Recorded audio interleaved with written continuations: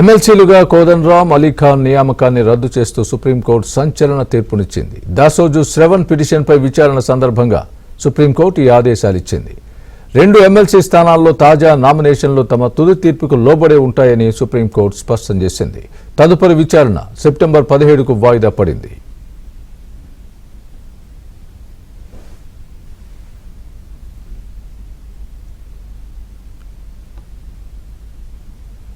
Supreme court తీర్పుపై Dasoju Shravan ఏమంటున్నారో మా ప్రతినిధి సతీష్ అందిస్తారు. సతీష్, గవర్నర్ కోటాలో ఎమ్మెల్సీ కోదండరాం, అమీర్ అలీ ఖాన్ కు నాటి సందర్భంలో ఎమ్మెల్సీలుగా నియామకం చేస్తూ ఇచ్చిన దానిపై ఈరోజు సుప్రీంకోర్టులో సుదీర్ఘ విచారణ జరిగింది.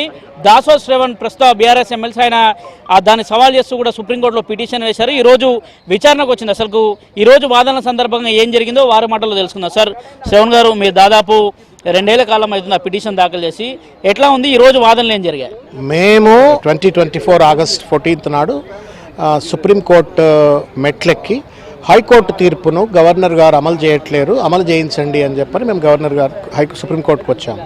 సుప్రీంకోర్టు వారు ఏం చేసినారు అంటే, సరే మీ కేసును మేము యాక్సెప్ట్ చేస్తున్నామని మా ఎస్ఎల్పీని యాక్సెప్ట్ చేస్తూ తదనంతరము ఆ హైకోర్టు ఇచ్చిన తీర్పు ఆర్డర్ ఉందో ఆర్డర్ మీద స్టే విధించినారు.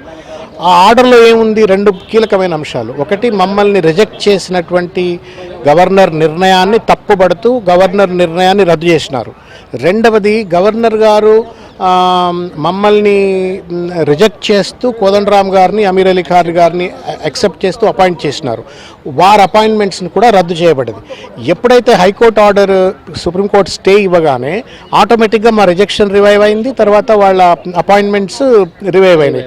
కాగానే ఏం చేసినారు, ఆ పాత గజెట్ని పట్టుకొని చక్కగా వాళ్ళు కౌన్సిల్ చైర్మన్ దగ్గరికి వెళ్ళి they misinterpreted the supreme court order. వాళ్ళు మిస్ఇంటర్ప్రిట్ చేసినారు. వాళ్ళకి ఎవరు చెప్పినారో మొత్తానికి I don't want make that comment. Supreme court ఏదో మాకు కామెంట్స్ చేసింది.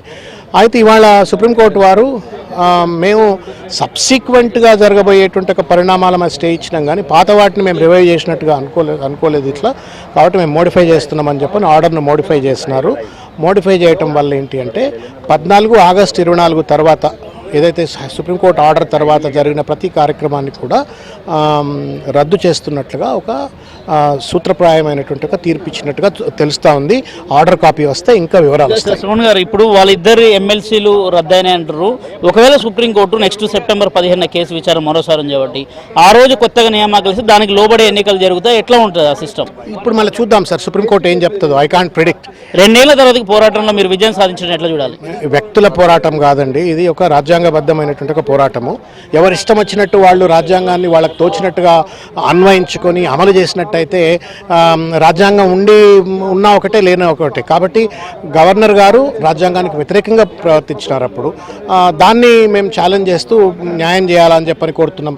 మాకు న్యాయం కంటే కూడా భవిష్యత్ తరాలలో ఏ గవర్నర్లు కూడా ఈ రకమైనటువంటి ఒక తప్పిదాలు చేయకుండా రాజ్యాంగ నిబద్ధతతో ఉండడానికి ఈ తీర్పు, భవిష్యత్తు తీర్పు ఉపయోగపడుతుందని భావిస్తున్నాం. సెప్టెంబర్ 15 సత్యమేవ జయతే, భారత రాజ్యాంగమేవ జయతే. కానీ కొత్త గవర్నర్ వచ్చిన సందర్భంలో ఈ ప్రక్రియ అంతా జరుగుతుంది. వాళ్ళందరూ నేరుగా వెళ్ళి ఎమ్మెల్సీలు ప్రమాణ స్వీకారం చేశారు కదా. ఆ సందర్భంలో న్యాయస్థానంలో కేసును దీన్ని ఎవరు చూడకపోవడం, దీన్ని కనీసం పట్టించుకోకుండా వాళ్ళు ఇద్దరు ప్రమాణ స్వీకారం చేయడానికి ఎట్లా చూస్తారు మీరు? ఇప్పుడు unfortunately this government runs with no legal advise.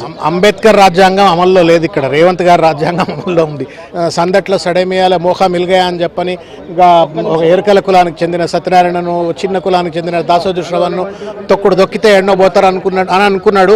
కానీ దేవుడు గొప్పోడు కదా, పైన ఉన్న దేవుడు గొప్పోడు, కోర్టు గొప్పది, న్యాయం గెలుస్తారని భావిస్తున్నాను. పాత సందర్భంలో అంటే నాటి సందర్భంలో బీఆర్ఎస్ ప్రభుత్వం ఉన్నప్పుడు ఏ విధంగా ఎమ్మెల్సీల నియామకం చేపట్టింది, అదేవిధంగా కొత్తగా ఈ ప్రభుత్వం ఏర్పడింది కాబట్టి ఒకవేళ దానికి లోబడి ఇస్తే కాక ఎమ్మెల్సీలు ఎవరికి వెళ్తాయనేది కూడా కొంత ఉత్కంఠ నెలకొంది. సెప్టెంబర్ 17వ తేదీన సుప్రీంకోర్టు ఏం చెప్పబోతుందని కూడా కొంత ఆసక్తికరంగా అయితే ఉన్నది.